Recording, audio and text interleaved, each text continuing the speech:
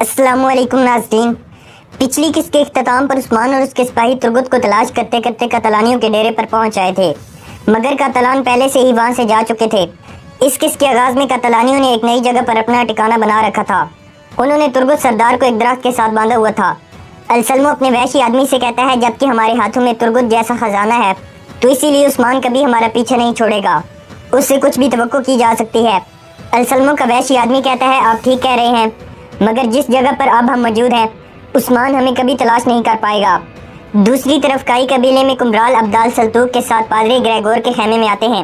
کمبرال ابدال پادری گریگور کا زخم دیکھنے کے بعد اندریاس سے کہتے ہیں اس کا زخم کھدا ہوا ہے۔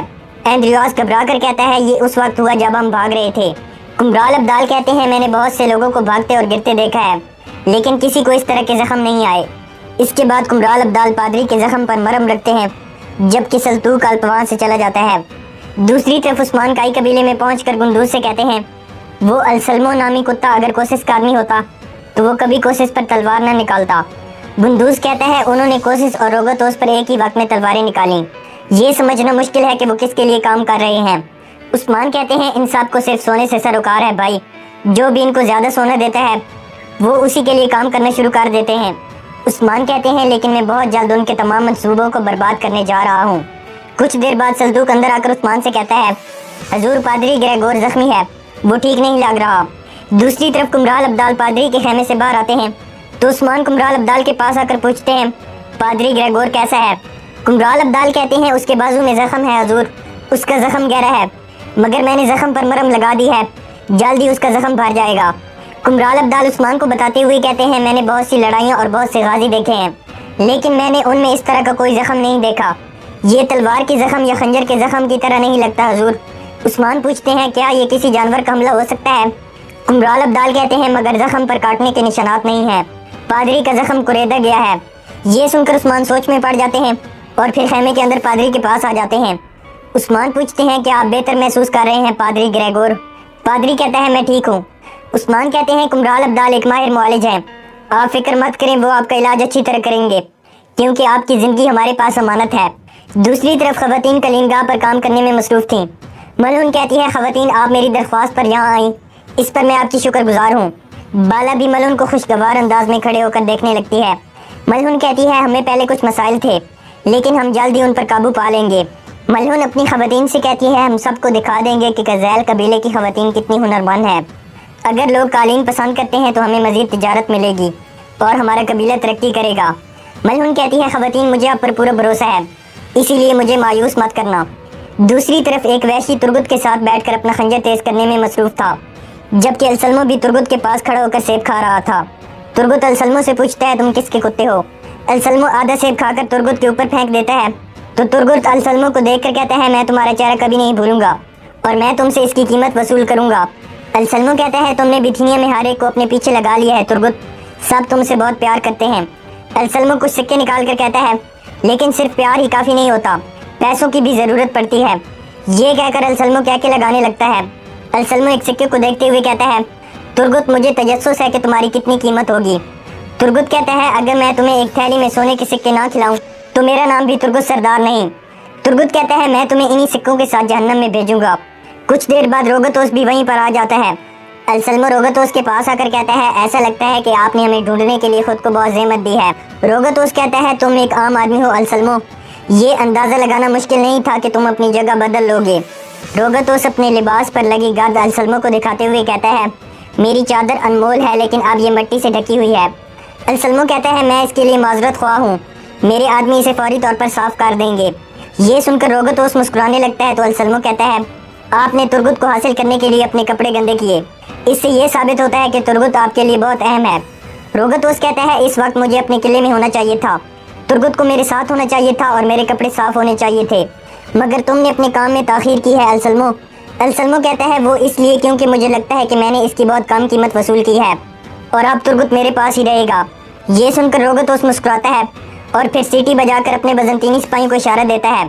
روگتوس کے اشارہ ملتے ہی بڑی تعداد میں بزنطینی سپاہی قتلانیوں کو گھیر لیتے ہیں۔ یہ دیکھ کر السلمو ہتھیار ڈال دیتا ہے اور اپنے آدمی ڈیگو سے کہتا ہے ترگت کو یہاں لے آؤ۔ روگتوس السلمو سے کہتا ہے ایک شریف آدمی ہمیشہ اس معاہدے کی پاسداری کرتا ہے جس پر اس نے اتفاق کیا ہو रोगतोस एक सोने के सिक्कों वाली थैली अलसलमो की तरफ फेंकता है और कहता है, मैं तुम्हारे लिए सोने के साथ साथ कुछ अच्छे कपड़े भी लाया हूँ, अपने आप को देखो, तुम खौफनाक लिबास पहनते हो। ये कहकर रोगतोस तुर्गुत को लेकर वहाँ से चल पड़ता है। रोगतोस अपने कमांडर थियोडोस से कहता है, मैं ज़ाती तौर पर उस्मान साहिब को ये खुशखबरी देना चाहता हूँ। अगले सीन में बुरहान उस्मान के पास आकर कहता है, जनाब बेल्जिक किले का गवर्नर रोगतोस आया है। उस्मान कहते हैं, उसे अंदर ले आओ। इसके बाद रोगतोस अंदर आकर कहता है, मैं मुख्तसर बात करूंगा उस्मान। जब मैं पहली दफ़ा आपके कबीले में आया था तो आपने कहा था कि आप नहीं जानते कि पादरी ग्रेगोर कहाँ है, हालांकि वो आपके कबीले में था। उस्मान रोगतोस के पास आते हैं तो रोगतोस कहता है, मैं यहाँ खाली हाथ अपने दोस्त ग्रेगोर का मुतालबा करने नहीं आया, मेरे पास भी कोई है जो आपके लिए बहुत कीमती है। रोगतोस तुर्गुत का नाम लेता है और कहता है, अगर तुर्गुत आपके लिए इतना ही अहम है जितना कि मैंने सुना है, फिर कल आप पादरी ग्रेगोर को चाकरची के मकाम पर ले आए। रोगतोस कहता है, तुर्गुत मेरे लिए अहम नहीं है, इसीलिए अगर आप कल ना आए तो मैं तुर्गुत को मार दूंगा। ये कहकर रोगतोस वहाँ से चला जाता है। रोगतोस की बातें सुनकर उस्मान गुस्से में भड़क उठते हैं और कहते हैं, रोगतोस ही वो आदमी है जो शुरू से कातलान के साथ काम कर रहा था। उस्मान अपने साथियों से कहते हैं, सरदारान को जमा करें, हम इस मामले पर बात करेंगे। दूसरी तरफ हरमनकाया किले में कोशिश खाना तैयार करने में मसरूफ था। गद्दार बहादुर किले में आता है तो कोशिश पूछता है, काई कबीले से हमारे लिए क्या खबर लाए हो, तुर्गुत उस्मान के पास पहुंचा है या नहीं। बहादुर नफी में जवाब देता है और कहता है, उस्मान साहिब तुर्गुत को वापस नहीं ला सके। कोशिश कहता है, अगर तुर्गुत उस्मान के पास नहीं है तो फिर वो अलसलमो के पास है। मारी बीच में बोलने लगती है तो कोशिश मारी को रोक लेता है और बहादुर को वहाँ से भेज देता है। कोशिश मारी से कहता है, अगर रोगतोस तुर्गुत को देखकर पादरी को हासिल करता है तो फिर शहंशाह की नज़र में मेरी साख खराब हो जाएगी। रात के वक्त उस्मान सोगोत में शेख अदिबाली के पास बैठा था। शेख अदिबाली उस्मान से कहते हैं, अगर तुम पादरी ग्रेगोर देते हो और तुर्गुत हासिल करते हो तो फिर तुम्हारे इत्तेहादी कहेंगे कि उस्मान साहिब कमजोरी दिखा रहे हैं, और अगर तुम ऐसा कुछ नहीं करते तो फिर एक तुर्क सरदार काफरों के हाथों में असीर होगा। शेख अदिबाली कहते हैं, कानून वाज़ेह है और आप सरदार हैं।